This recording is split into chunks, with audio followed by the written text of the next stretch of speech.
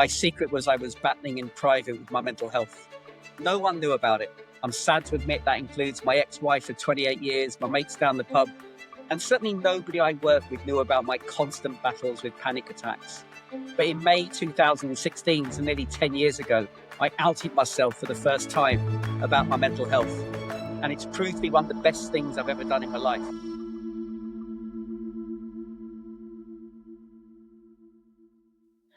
Hello, everyone. I'm Joe Perry, and welcome to Across the Virtual Table, our podcast where we have real conversations about building capability, confidence, and the gritty reality of ER and HR in the modern workplace.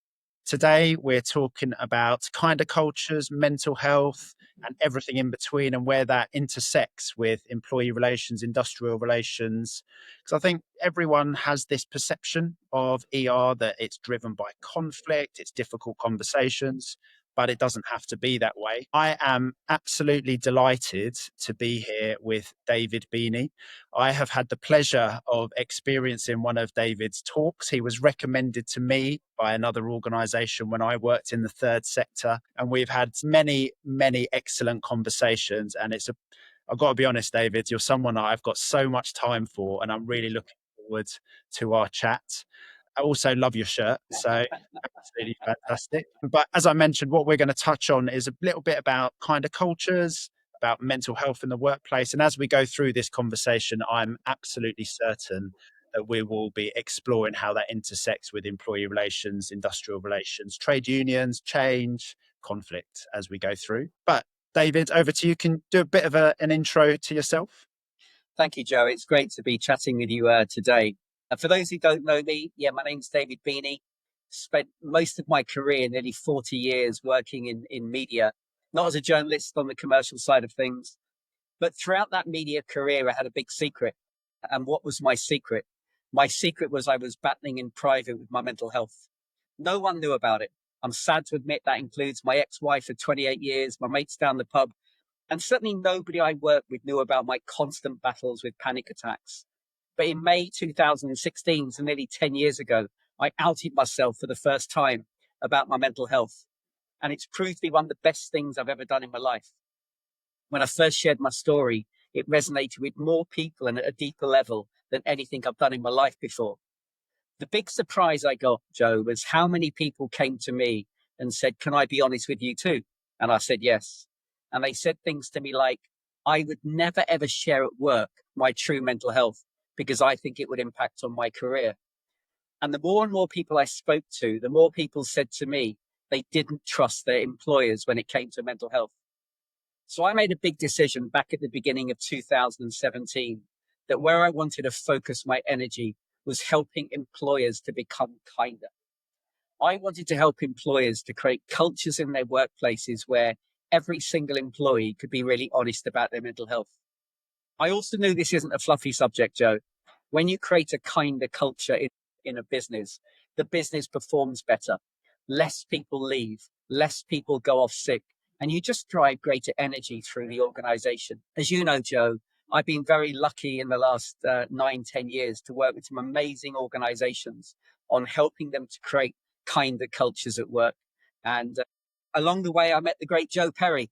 And as I say, thank you for inviting me to chat with you today on this podcast. Thank you. Well, one of the things you sort of omitted to mention in your little intro was the book, Breaking the Silence. Could you talk a little bit about that and what brought you to write the book? And if people are interested, there should be a QR code on the screen where you can learn more about that. Yeah, Joe, I never thought I'd write a book. And in effect, I haven't, because a guy approached me about 3 or 4 years ago and said, "Can I write your book?" And I grabbed the opportunity. So I had a ghostwriter. And in May of 2024, I think you were at the book launch in London, the book came out. And as you know, Joe, I do literally hundreds of talks and workshops, but it's come another great way to get my message across around breaking the silence around mental health to thousands of more people and organizations. So I'm very proud of my book. It's I've had some lovely feedback about it, and it seems to have really changed individuals' lives about mental health, but also helped many businesses as well to understand more about what great well-being cultures look like in workplaces. Thanks, Joe. And, I've read the book, and I think one of the things that really resonated from my point of view was the practicality of it as well. There's some really grounded tips in there for people who manage people and want to think, well, how can I do things differently? So I think certainly from my point of view, it was something that I really found very useful. So yeah, no, fantastic. And it was a great book launch. God, was it that long ago that we Two were there? years, two Wow. years ago already, Time nearly. flies. Well, thanks for that intro, David. And I think, as you were just talking through there about trust with employers and people don't feel able to talk about mental health in the workplace. I think employee relations is one of those areas where it's perceived to be about conflict, where there's performance concerns, absence, grievances within a team. If you were to sort of start thinking about introducing kinder cultures and why kinder cultures are so important to that, what would be your take on that perspective?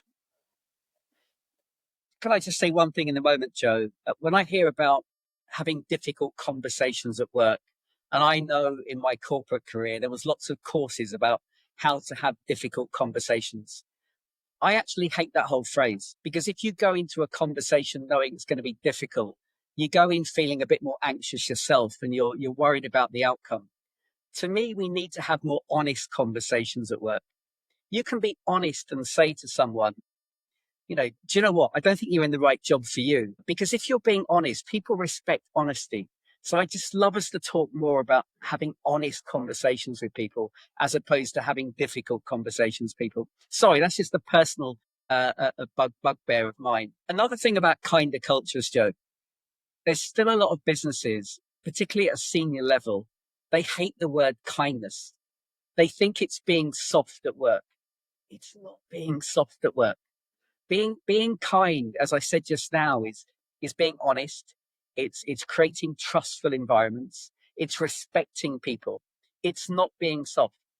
I absolutely believe that you only optimize the performance of any team if you create a culture where people truly feel valued and trusted. Um, those businesses who think this is a fluffy subject and they're still sort of don't understand the real value of how you make your people feel are never gonna truly perform at their best, in my view. Just some quick thoughts from me initially there, Joe, about kinder cultures, I guess. And I think that point around trust and respect at work and dignity at work is something that we've sort of talked about on this podcast before. Would you be able to say a bit more about some of the ingredients for what makes a kind culture without, and I think it's so important that you mention this, is the performance element as well. We're here, we come to work because there is a job to be done. So can you talk about some of the elements that you've seen that create those environments? To me, Joe, there's two absolute key elements.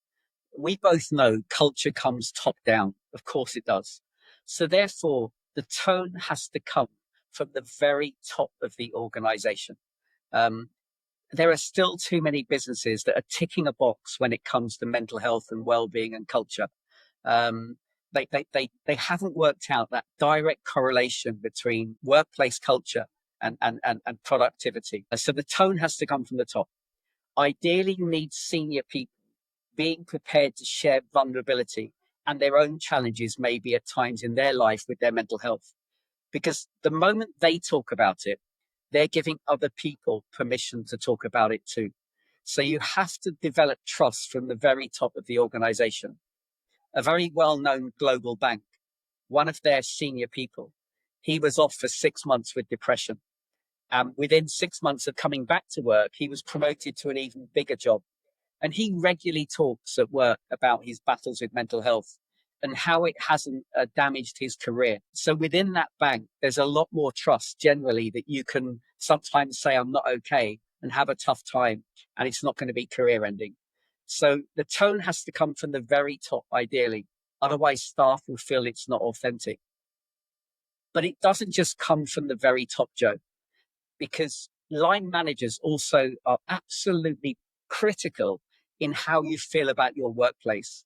Because, Joe, you can work for a brilliant business with a great culture, but if you've got a crap boss, then you don't get that experience. And sadly, it's very difficult to go through your career without having a crap boss. Now, we know what they can do to you. They can mess up with your head. They never get the best out of you.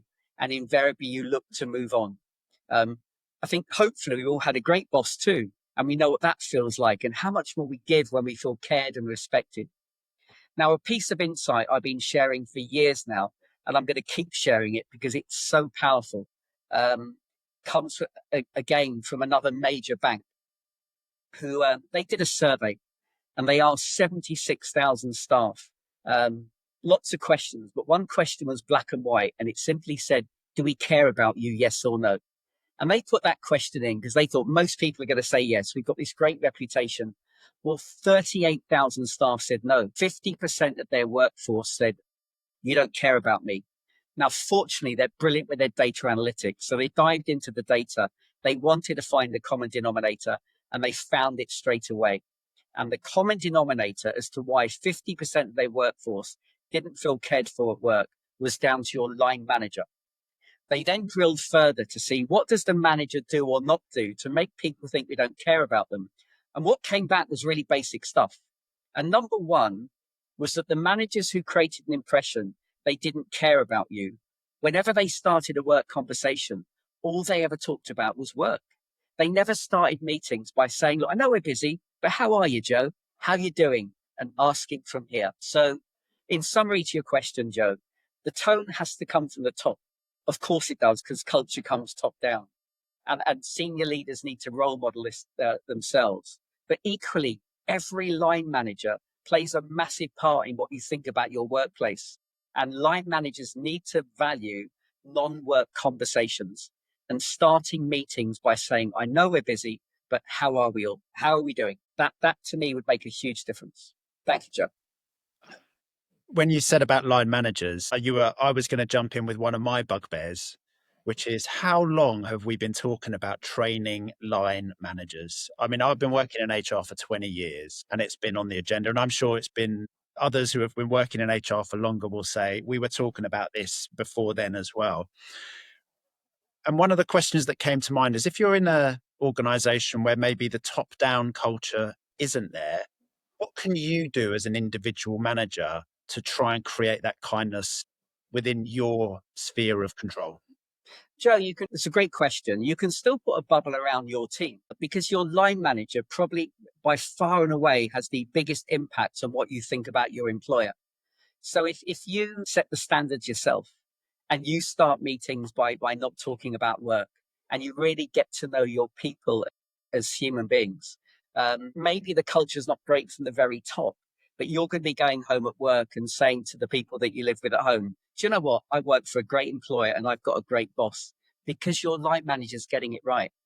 So, yeah, the line manager is the key.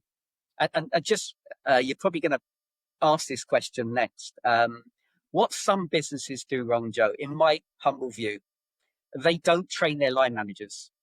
When they want to address mental health, they take on board some what you call mental health first aiders or well-being champions, and they think they've dealt with mental health. You should be able to talk to your manager. You shouldn't have to have mental health first aiders. Don't get me wrong, there is a place for them because I live in the real world and sometimes you don't want to chat to your boss, you don't want to chat to HR, and it is someone else to talk to. But if you only train up your mental health first aiders or well-being champions on how to have mental health conversations, you're not going to address the culture of your organization and they're probably not going to get used. So train your line managers is the best thing that you can do on how to have these conversations and make your managers aware this isn't fluffy. This is the best way to get your people to flourish, particularly in challenging times like we're living through now. And when you were just talking, David, I was thinking one of the things I've sort of done in the past when I've managed teams is sort of go around the room and use a random scale of like everyone, how are we feeling on a scale of 1 to 17? And the first thing everyone says is why 1 to 17, which I think, makes you think about it. Well, 1 to 10, everyone goes 7 generally.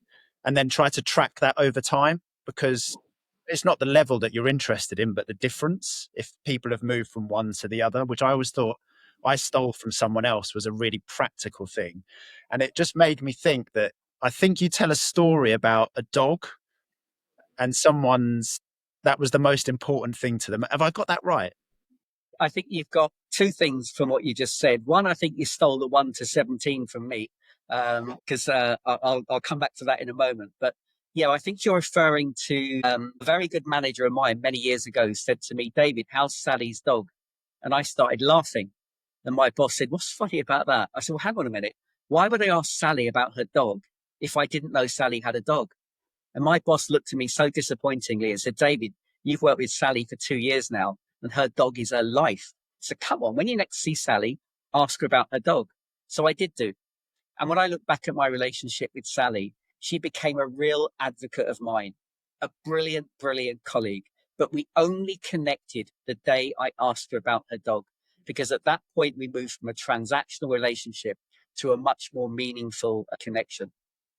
And on that subject, Joe, many managers have said to me in recent years that, but David, you've got to understand it's a lot harder to keep an eye on my people now because most of our meetings are on Teams or Zoom.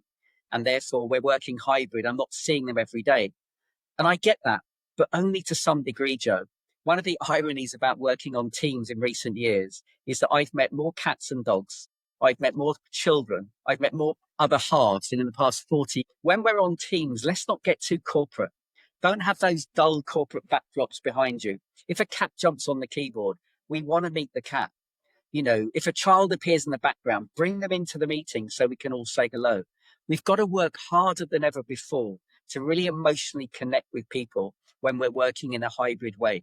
So let's not get too corporate. And just going back to the numbers, you're absolutely right.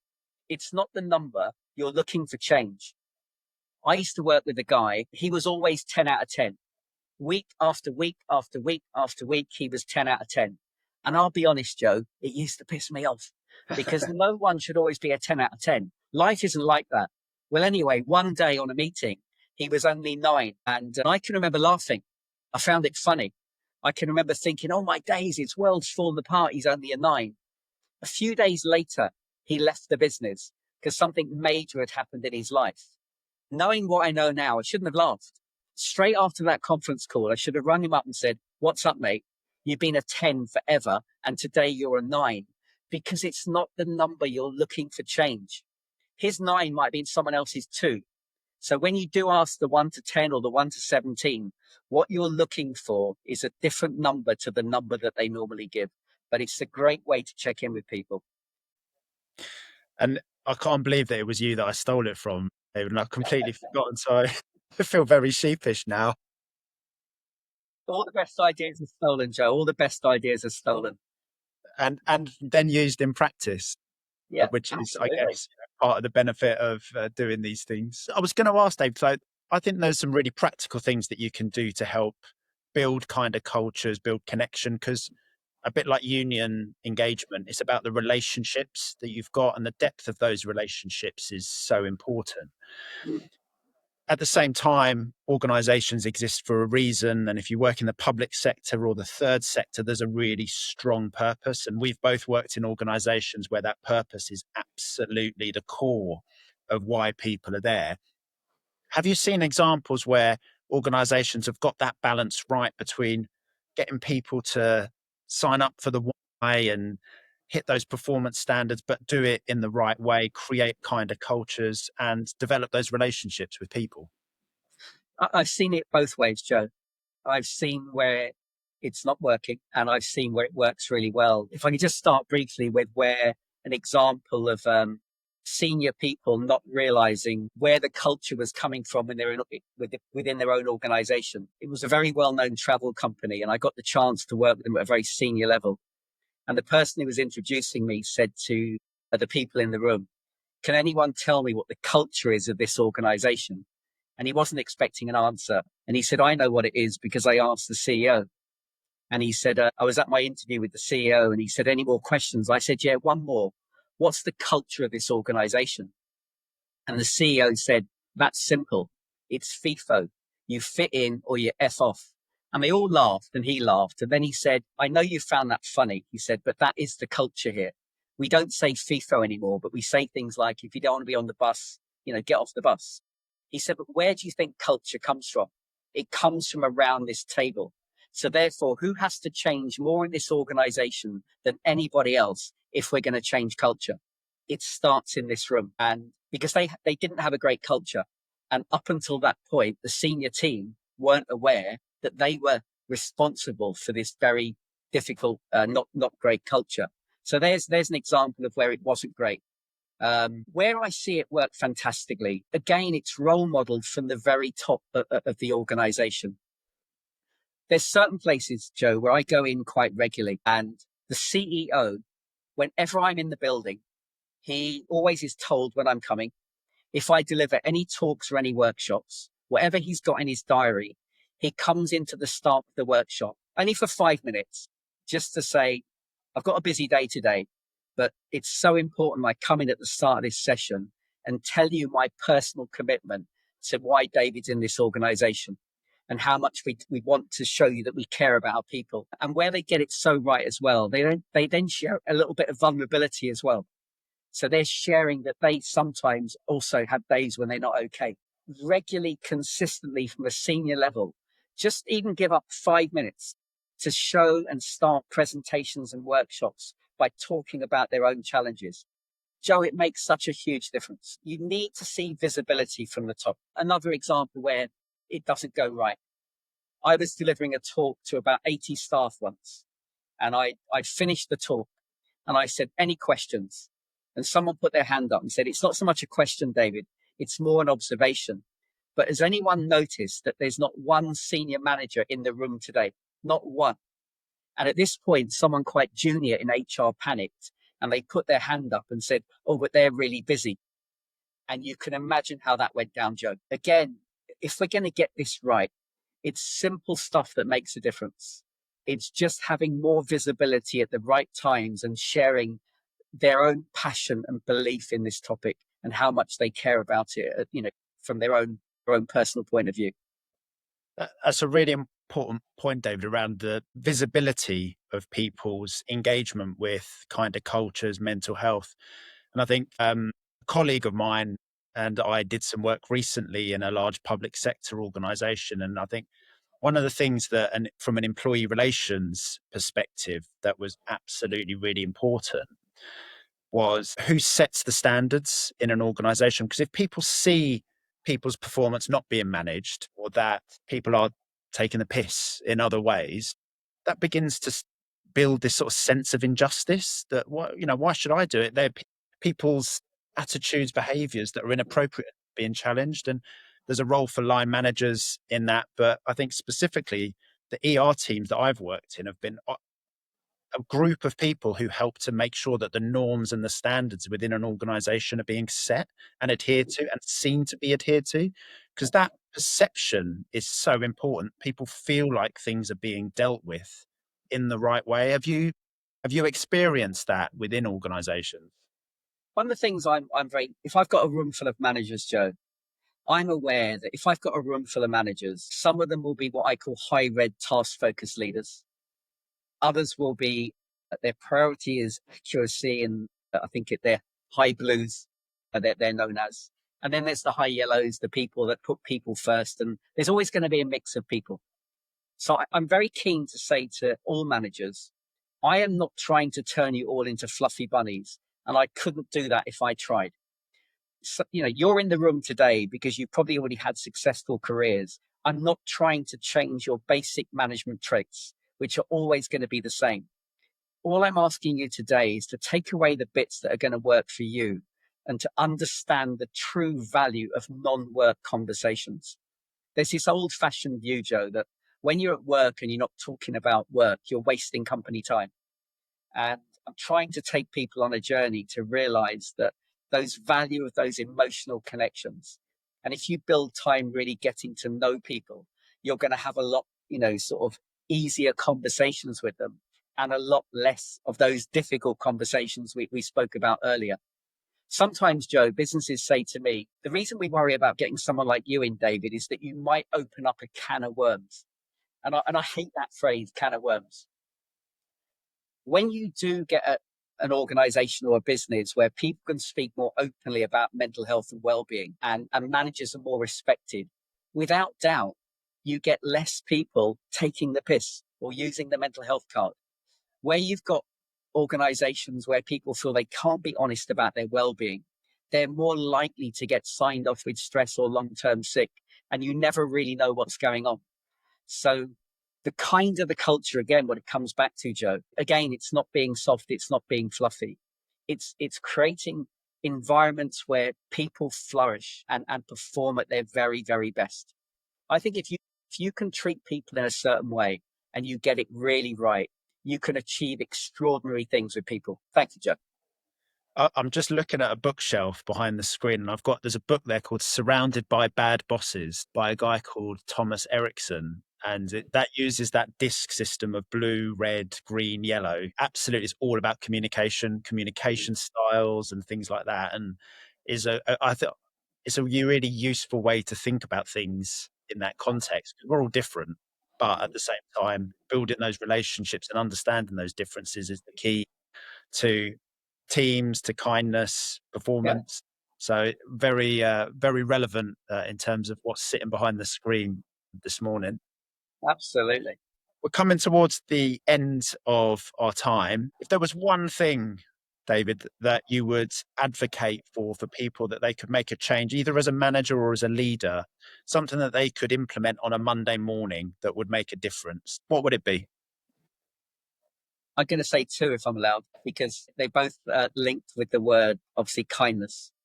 Firstly, everyone needs to be kinder to themselves. My discovery of being kinder to me has been life changing, because these days I still have panic attacks, but I give myself permission to have them. And I've lowered my bar, not lowered my standards, not lowered my aspirations. I'm just far more relaxed these days.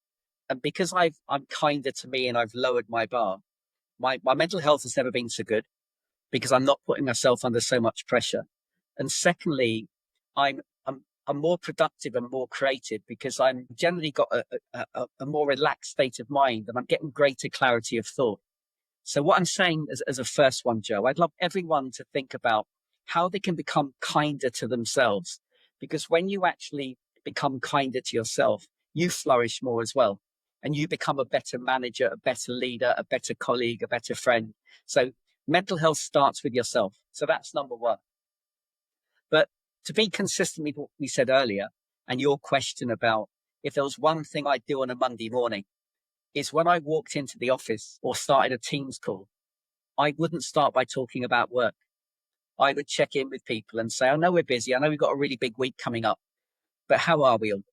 How are we? And maybe even say to them, what are you on a scale of 1 to 17, Joe, to fit in with what you said earlier? So, yeah, I would start the week by not talking about work, however busy a week you've got coming up, and talk to someone about them and their life and their family and their well-being. Thank you, David. And I think it's a great point to end on about, building those relationships. We are all fundamentally people. We've got challenges. I'm one of my own hardest critics as well. And I sort of need to learn to be kind to myself and to continue to be kind to myself as well. So it's Yeah. a great reminder. But that's everything. We try to keep these snappy and short. And I think we've definitely packed in loads of practical tips, as well as the broader pieces there around kindness to ourselves, to colleagues, building relationships. So that's a wrap for us today. Thank you so much to David for taking the time to be with us, to share his insights, share the message. There's so much we could have continued talking about. Maybe we'll try and find another time to do another podcast and get into a bit more depth around the mental health side of things as well. You can find out more about David on LinkedIn. You can also find out more about his book and his website, which we'll include in the notes. And as always, just a bit of a summary in terms of what we're trying to do. We're trying to build something which is practical and useful for HR practitioners and managers. So if you hit subscribe, that helps us to reach people with the information, the tips, the insights that we've got. So from me, Thank you to David. Thank you for listening to Across the Table. And we look forward to continuing practical conversations to build trust, resolve issues, and ultimately improve the experience of work for everyone, and from time to time, steal other people's good ideas. So thank you very much. Cheers, Joe.